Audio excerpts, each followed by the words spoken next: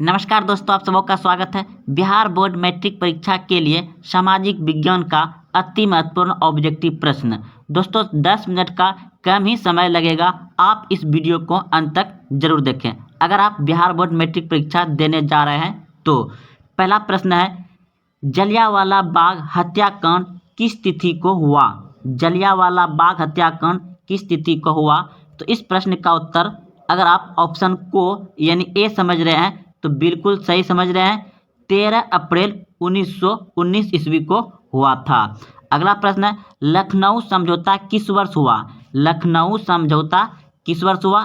तो लखनऊ समझौता 1916 ईस्वी को हुआ है। ऑप्शन नंबर को सही है, 1916 ईस्वी को लखनऊ समझौता हुआ है। अगला प्रश्न है, रंपा विद्रोह कब हुआ? रंपा विद्रोह कब हुआ? तो रंपा विद्रोह भी 1916 में ही हुआ है। तो लखनऊ समझौता और रंपा विद्रोह 1916 ईस्वी में हुआ है, याद रखिएगा। अगला प्रश्न है आपका, डांडी यात्रा की शुरुआत कब हुई? डांडी यात्रा की शुरुआत कब हुई? तो 12 मार्च 1930 ईस्वी को, 12 मार्च 1930 ईस्वी को डांडी यात्रा की शुरुआत हुई थी। अगला प्रश्न है आपका, महात्मा गांधी दक्षिण अफ्रीका से भारत लौटा। महात्मा गांधी दक्षिण अफ्रीका से भारत कब लौटा? तो 1915 ईस्वी में, 1915 ईस्वी में लौटा।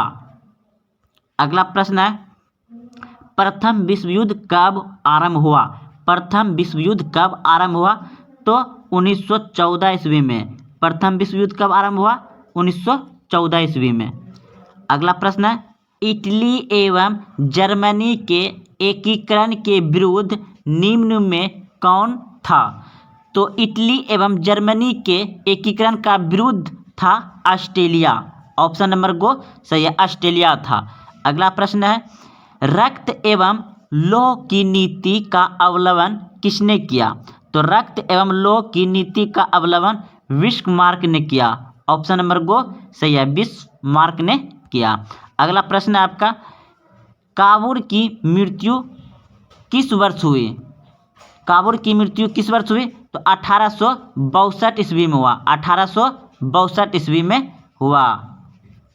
अगला प्रश्न है आपका, रूस में जार का अर्थ क्या होता है? रूस में जार का अर्थ क्या होता है? तो ऑप्शन नंबर घो, रूस का सम्राट। रूस में जार का अर्थ क्या होता है? रूस का सम्राट। अगला प्रश्न है, कार्ल मार्क्स का जन्म कहाँ हुआ था? कार्ल मार्क्स का जन्म कहाँ हुआ था? तो जर्मनी में। अगला प्रश्न है, आदि शासन का पहला प्रयोग कहाँ हुआ था? तो रूस में। यूरोपियन समाजवादी कौन नहीं था? Karl Marx. वार एंड पीसा किसकी रचना है? तो ऑप्शन नंबर खो बिल्कुल सही है, टाई। अगला प्रश्न है, बोल्शेविक क्रांति कब हुई? बोल्शेविक क्रांति कब हुई? तो नवंबर 1917 ईस्वी में। बोल्शेविक क्रांति कब हुई है? नवंबर 1917 ईस्वी में। अगला प्रश्न है, लाल सेना का गठन किसने किया? लाल सेना का गठन किसने किया?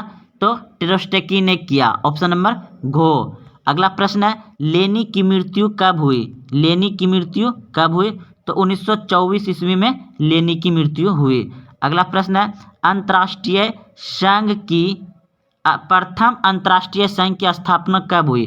प्रथम अंतर्राष्ट्रीय संघ की स्थापना कब हुई?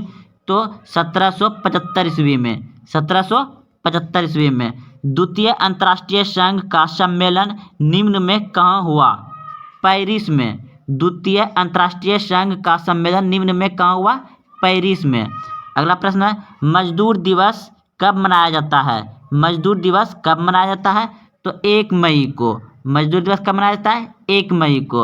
अगला, हिंद चीन क्षेत्र में कौन सा देश आते हैं? हिंद चीन क्षेत्र में कौन सा देश आते हैं? तो इस प्रश्न का उत्तर हो जाएगा आपका कंबोडिया, वियतनाम, लाओस। अगला प्रश्न है, अंकोर वाट का मंदिर कहाँ स्थित है? अंकोर वाट का मंदिर कंबोडिया में है। प्रश्न है, हिंद चीन पहुंचने वाले प्रथम व्यापारी कौन थे? हिंद चीन पहुंचने वाले प्रथम व्यापारी कौन थे? तो पुर्तगाली था। अगला प्रश्न है, हिंद चीन में बसने वाले फ्रांसीसी कहे जाते हैं? हिंद चीन में बसने वाले फ्रांसीसी कहे जाते हैं क्लोन। चूना पत्थर का उपयोग मुख्य रूप से किस उद्योग में होता है? चूना पत्थर का उपयोग मुख्य रूप से किस उद्योग में होता है? तो आपके सामने ऑप्शन है, ऑप्शन ए यानी सीमेंट उद्योग में, ऑप्शन खो लोहा उद्योग में, ऑप्शन गो शीशा उद्योग में, ऑप्शन डी यानी इनमें से कोई नहीं। तो इस प्रश्न का उत्तर हो जाएगा आपका ऑप्शन नंबर ए सीमेंट उद्योग में। चूना पत्थर का उपयोग किसमें किया जाता है? सीमेंट उद्योग में किया जाता है। अगला प्रश्न है आपका कि पैराइट खनिज है, पैराइट खनिज है, तो इस प्रश्न का उत्तर क्या होगा? धात्विक, अधात्विक, परमाणु या ईंधन?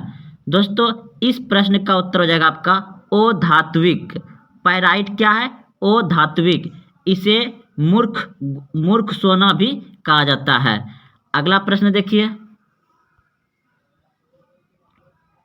प्रश्न है, कहलगांव तापीय विद्युत परियोजना किस जिले में अवस्थित है? कहलगांव तापीय विद्युत परियोजना किस जिले में अवस्थित है? भागलपुर, मुंगेर, जमुई, साहेबगंज? अगर आप भागलपुर सोचे हैं तो बिल्कुल सही दोस्तों, कहलगांव तापीय विद्युत परियोजना भागलपुर जिला में पड़ता है। अगला प्रश्न आपका, कैंटी तापीय विद्युत परियोजना किस जिले में अवस्थित है? तो ऑप्शन है पूर्णिया, सिवान, मुजफ्फरपुर या पूर्वी चंपारण? तो इस प्रश्न का उत्तर हो जाएगा आपका ऑप्शन नंबर सी यानी मुजफ्फरपुर। कैंटी तापीय विद्युत परियोजना कहाँ है? मुजफ्फरपुर। और कहलगांव तापीय विद्युत परियोजना कहाँ है? भागलपुर में। चलते हैं अगले प्रश्न की ओर। प्रश्न आपका, रेल वर्कशॉप कहाँ स्थित है? रेल वर्कशॉप कहाँ स्थित है? आपका ऑप्शन है जमालपुर, भागलपुर, मुंगेर, पटना। तो इस प्रश्न का उत्तर हो जाएगा आपका ऑप्शन नंबर ए, बिल्कुल सही है, जमालपुर में। रेल वर्कशॉप कहाँ स्थित है? जमालपुर में, ऑप्शन नंबर ए। अगला प्रश्न आपका, खाद कारखाना कहाँ स्थित है?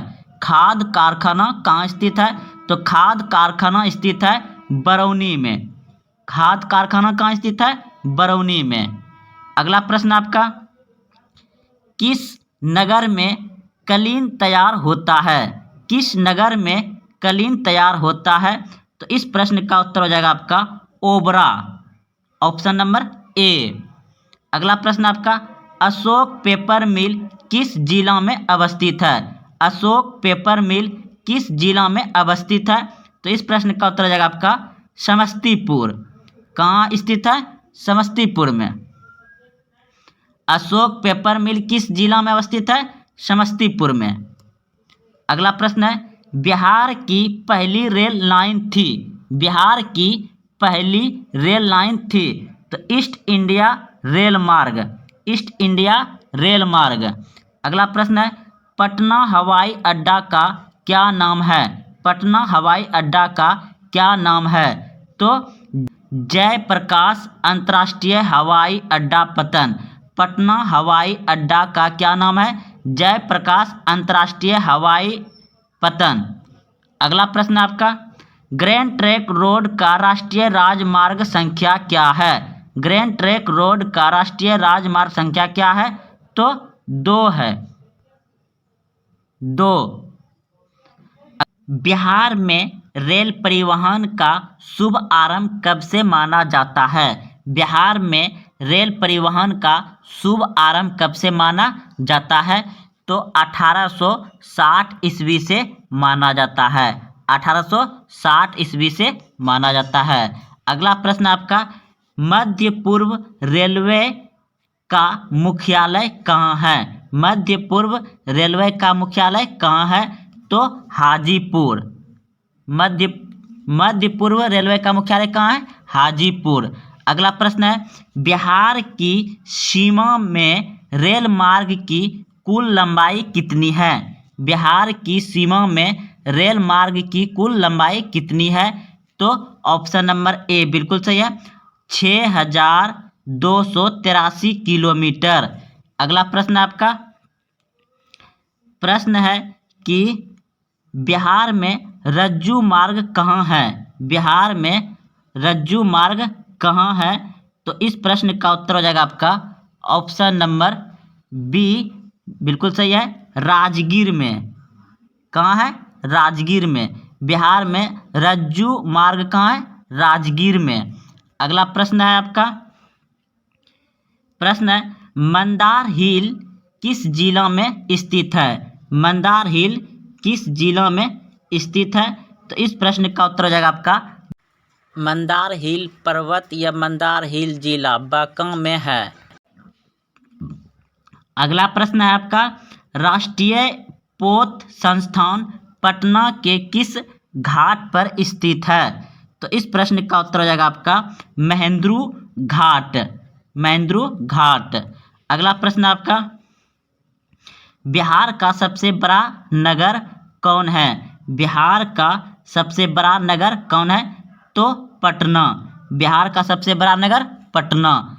अगला प्रश्न है आपका, सबसे अधिक आबादी वाला कौन जिला है? सबसे अधिक आबादी वाला कौन जिला है? तो इस प्रश्न का उत्तर हो जाएगा आपका ऑप्शन नंबर बी बिल्कुल सही है, पटना। अगला प्रश्न है, सासाराम नगर का विकास हुआ था? सासाराम नगर का विकास हुआ था? तो इस प्रश्न का उत्तर हो जाएगा मध्य युग में। मध्य युग में। अगला प्रश्न है, क्षेत्रवाद की भावना का एक कुपरिणाम है? तो अलगाववाद। ऑप्शन नंबर डी बिल्कुल सही है। अगला प्रश्न आपका है, माओवादी नेता पुष्पकमल दहल प्रचंड किस देश से संबंधित है? तो नेपाल से। अगला प्रश्न है, निम्न में कौन लोकतांत्रिक देश है? निम्न में कौन लोकतांत्रिक देश है? तो ब्रिटेन, भारत, अमेरिका। उपयुक्त सभी। इस प्रश्न का उत्तर हो जाएगा आपका उपयुक्त सभी। उपयुक्त सभी। प्रश्न था, निम्न में कौन लोकतांत्रिक देश है? तो उपयुक्त सभी, भारत, ब्रिटेन, अमेरिका। अगला प्रश्न है, निम्न में किस देशों में राष्ट्रीय अध्यक्ष रबर स्टाम्प की तरह है? निम्न में किन देशों में राष्ट्रीय अध्यक्ष रबर स्टाम्प की तरह है? तो उपयुक्त सभी। इनमें सभी हो जाएगा, ब्रिटेन, कनाडा, ऑस्ट्रेलिया। अगला प्रश्न है, निम्न को प्राथमिक क्षेत्र भी कहा जाता है? निम्न को प्राथमिक क्षेत्र भी कहा जाता है? तो किसको कहा जाता है? कृषि को। कृषि को प्राथमिक क्षेत्र कहा जाता है। और सेवा क्षेत्र को क्या कहता है? तृतीय क्षेत्र। सेवा क्षेत्र को तृतीय क्षेत्र कहा जाता है। और औद्योगिक क्षेत्र को द्वितीय क्षेत्र कहा जाता है। औद्योगिक क्षेत्र को क्या कहता है? द्वितीय क्षेत्र। तो इस प्रश्न का उत्तर था आपका प्राथमिक क्षेत्र कृषि क्षेत्र। अगला प्रश्न है आपका, इनमें कौन सा देश में मिश्रित अर्थव्यवस्था है? इनमें कौन से देश में मिश्रित अर्थव्यवस्था है? तो इस प्रश्न का उत्तर हो जाएगा आपका Bharat. Option number C, Bharat में मिश्रित अर्थव्यवस्था है। अगला प्रश्न है, भारत में योजना आयोग का गठन कब किया गया था? भारत में योजना आयोग का गठन कब किया गया था? तो 15 मार्च 1950 को। 15 मार्च 1950 को। अगला प्रश्न आपका, जिस देश का राष्ट्रीय आय अधिक होता है वह देश कहलाता है? जिस देश का राष्ट्रीय आय अधिक होता है वह देश कहलाता है विकसित। क्या कहलाता है? विकसित। अगला प्रश्न है, इनमें से किसे पिछड़ा राज्य कहा जाता है? इनमें से किसे पिछड़ा राज्य कहा जाता है? तो बिहार को पिछड़ा राज्य कहा जाता है, बिहार को।